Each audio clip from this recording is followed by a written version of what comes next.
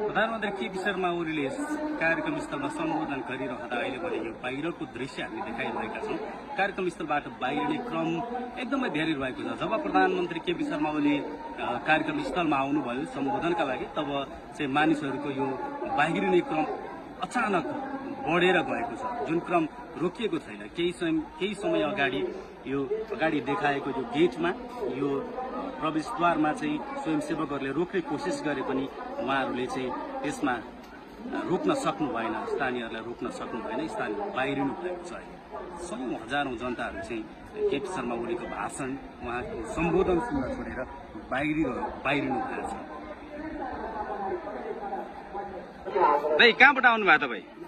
इलामबाट आउनु भयो अनि सम्बोधन गर्दै हुनुहुन्छ, तपाईँहरू त बाहिरिनु भयो नि, किन?